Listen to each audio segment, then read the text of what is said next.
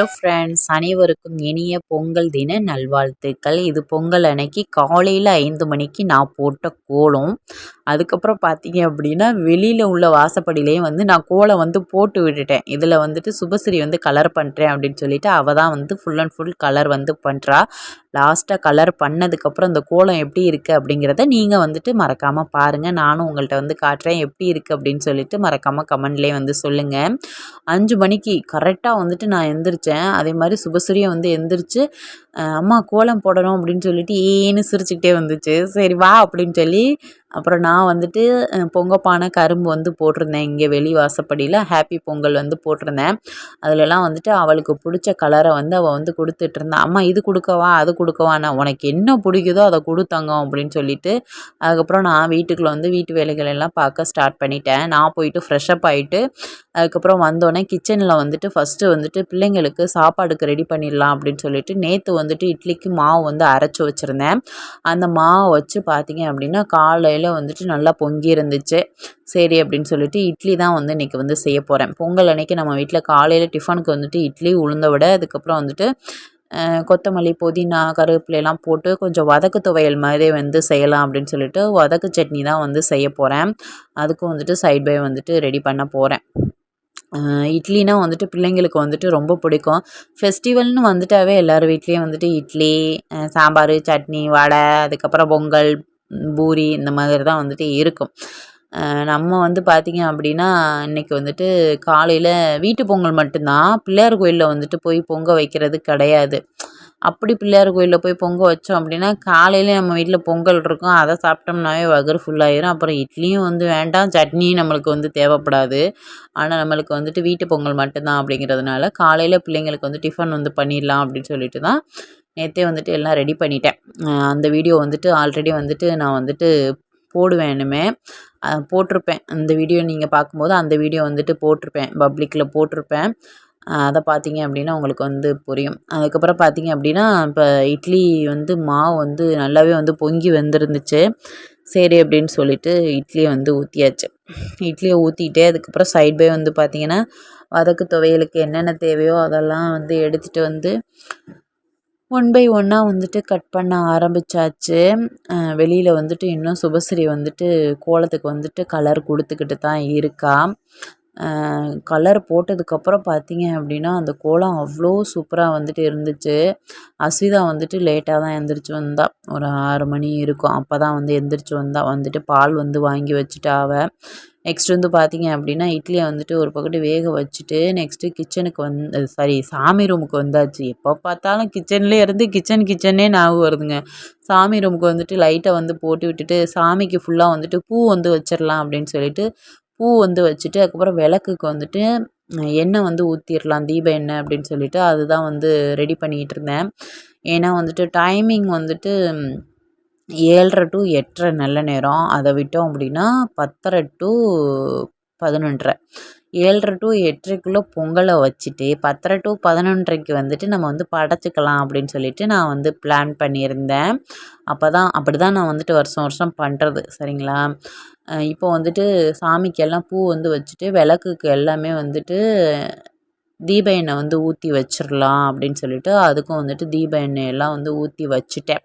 பொங்கல் வைக்கிறதுக்கு முன்னாடி காசு போட்டு சாமி கும்பிட்டுட்டு அதுக்கப்புறம் பொங்கல் பானையெல்லாம் எடுத்துகிட்டு போயிட்டு பால் ஊற்றி நம்ம பொங்க வைக்க வேண்டியதான். ரொம்ப என்ன சொல்கிறது, ஒரே ஆளாக நம்ம இதெல்லாம் மேனேஜ் பண்ணி பார்க்குறது அப்படிங்கிறது ரொம்ப ரொம்ப பெரிய விஷயம். அதுவும் நேற்று திங்கக்கிழமை செம்ம வேலையாக இருந்துச்சு. நைட்டு படுக்கவே பார்த்திங்க அப்படின்னா 11:30க்கு மேலே ஆயிடுச்சுன்னா தூக்கமே வரல. அதுக்கப்புறம் இதை பண்ணிட்டோமா, அதை எடுத்து வச்சோமா, எதுவும் மறந்துடக்கூடாதுன்னு A to Z நைட்டே எடுத்து வச்சுட்டேன். இதெல்லாம் எடுத்து வச்சதுக்கப்புறம் தான் எனக்கு நிம்மதியாக தூக்கமே வந்துச்சு. அதுக்கப்புறம் எப்படா விடியும், டைமிங்க்கு எந்திரிச்சிடணும், நம்ம அடுக்கு தூங்கிடாமல் லேட்டாக தூங்குகிறோம், அதுக்கப்புறம் ஒரே தூக்கமாக தூங்கிட்டோம்னா போச்சே அப்படின்னு சொல்லிட்டு 5 மணிக்கு அலாரம் வச்சதுனால 5 மணிக்கு எந்திரிச்சாச்சு. அதாவது 5 மணிக்கு இல்லை, 3:50க்கே நான் அலாரம் வச்சுருப்பேன். அது கத்திக்கிட்டே தான் இருந்துச்சு. ஆனால் கரெக்டாக கண்ணு முழிச்சு பார்த்தது 5:01. அதுக்கப்புறம் தான் எந்திரிச்சு வேகமாக வாசல் தொளிச்சு கூட்டி விட்டுட்டு கோலத்தை போட்டு விட்டுட்டு நீ கலரை கொடுமா அப்படின்னு சொல்லிட்டுட்டு அதுக்கப்புறம் தான் வீட்டுக்குள்ளே நான் நெக்ஸ்ட்டு வேலையில் ஸ்டார்ட் பண்ண ஆரம்பிச்சிட்டேன். இப்போ இட்லி வந்து ஊற்றி எடுத்துட்டேன். இட்லி வந்துட்டு நல்லாவே சாஃப்டாக சூப்பராக வந்துட்டு வந்துருந்துச்சு. அதே மாதிரி பார்த்தீங்க அப்படின்னா வதக்கு துவையலுக்கும் வந்துட்டு வெங்காயம், தக்காளி எல்லாமே வந்துட்டு கட் பண்ணி எடுத்து வச்சுட்டு அதுக்கப்புறம் ஒரே இதாக போட்டு வதக்கிடுவோம்.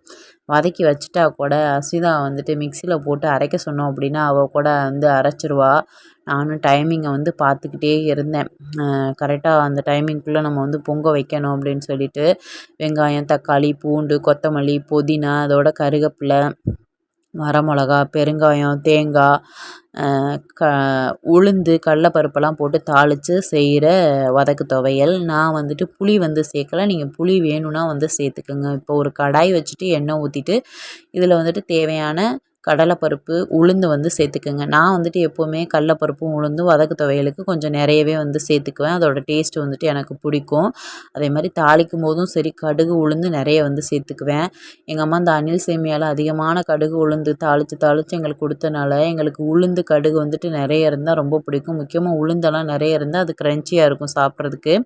இப்போ வதக்குறதுக்கும் வந்துட்டு பார்த்தீங்க அப்படின்னா வதக்கு துவையலுக்கும் அந்த மாதிரி தான் வந்து சேர்த்துக்கிட்டேன். சில பேர் வந்து கடுகு வந்து சேர்த்துக்குவாங்க. நான் இன்றைக்கி கடுகு வந்து சேர்த்துக்கல.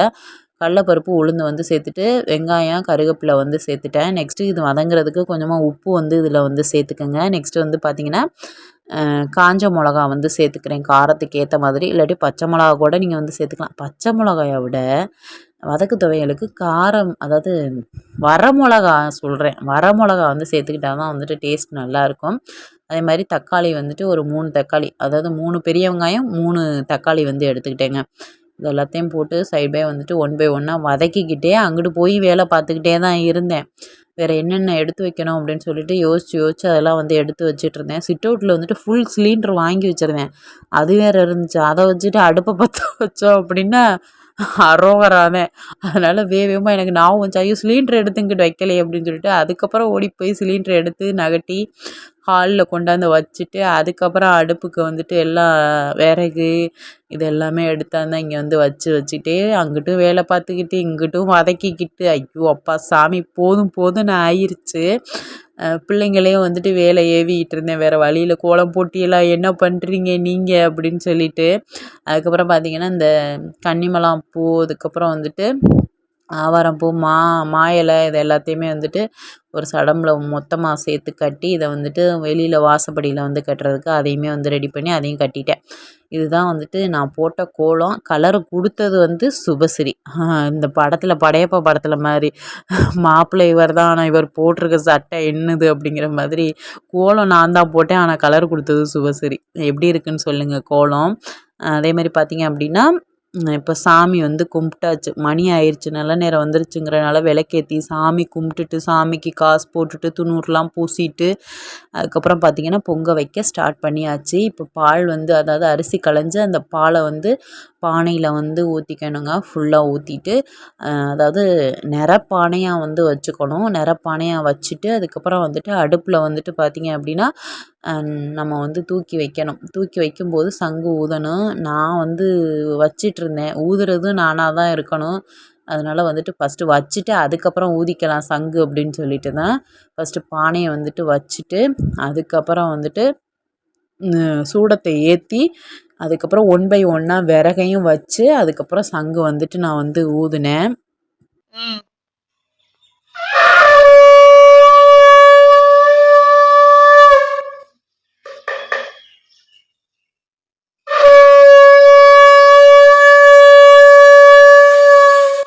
இதுதான் வந்துட்டு என்னோட பொங்கலுக்கு எடுத்த ட்ரெஸ்ஸு. எப்படி இருக்குது அப்படின்னு சொல்லிட்டு சொல்லுங்கள். இந்த கிளாத்தும் வந்துட்டு ரொம்ப சூப்பராக இருந்துச்சு. கலரும் வந்துட்டு எனக்கு ரொம்ப ரொம்ப பிடிச்சிருந்துச்சு.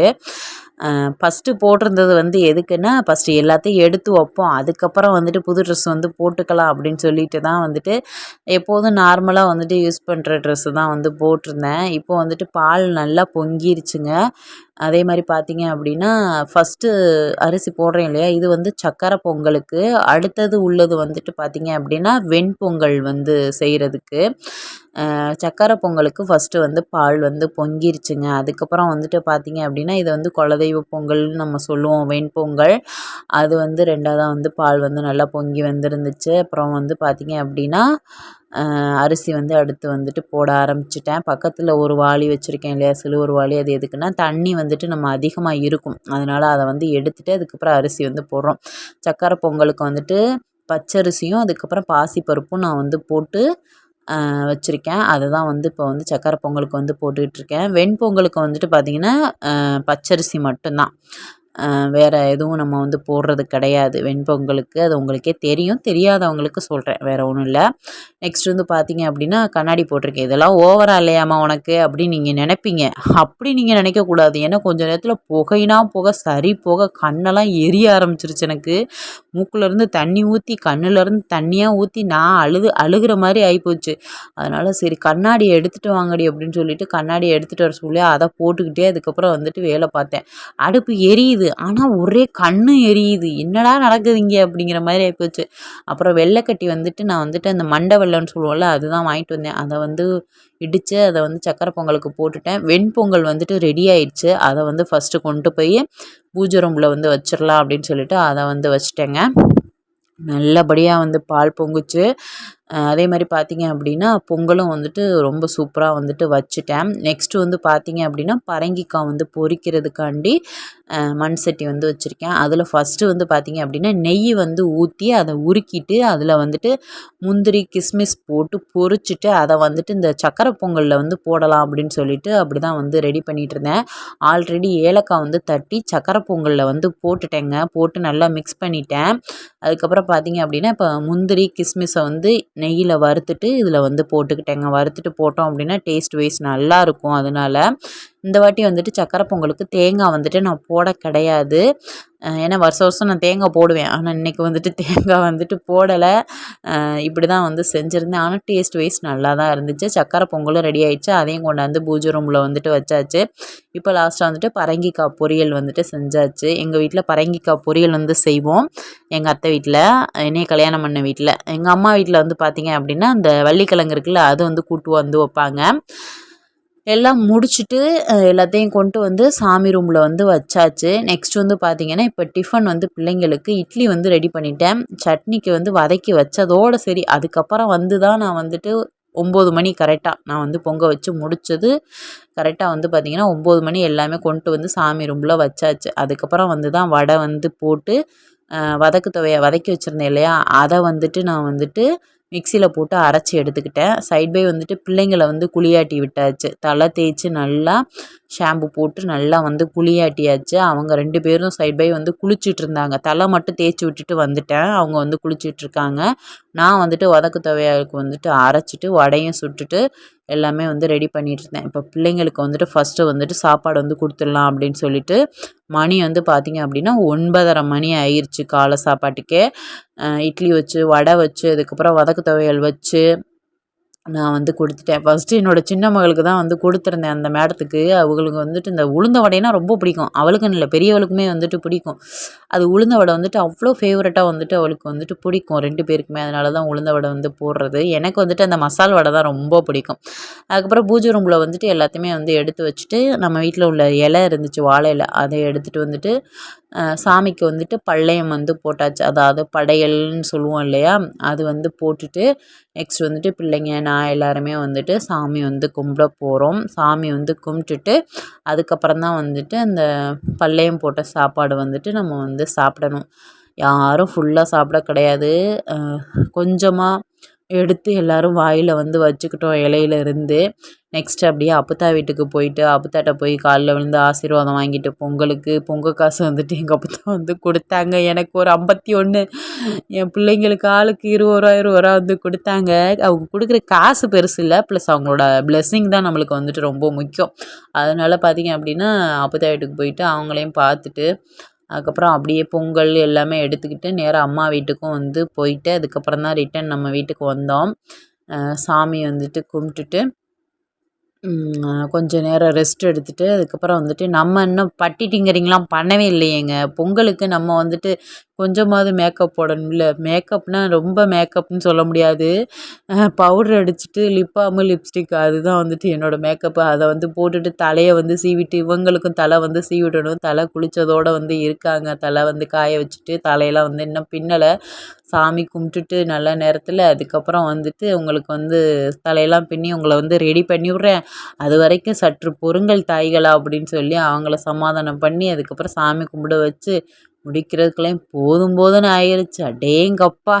அப்படிங்கிற மாதிரி தான் இருந்துச்சு. என்ன சொல்றது? தலை சுத்திருச்சுன்னு சொல்லலாம். எனக்கெல்லாம் கால் வலி பயங்கரமா வந்துட்டு இருந்துச்சு ஆனா. நல்லபடியா வந்துட்டு பால் வந்து பொங்கிருச்சுங்க. நம்ம வீட்ல சூப்பரா வந்துட்டு பொங்கல் செலிப்ரேஷன் வந்துட்டு நல்லபடியா வந்து போச்சு. உங்க வீட்லலாம் பொங்கல் வந்துட்டு சூப்பரா வந்து போயிருக்கும்னு நெனைக்கிறேன்.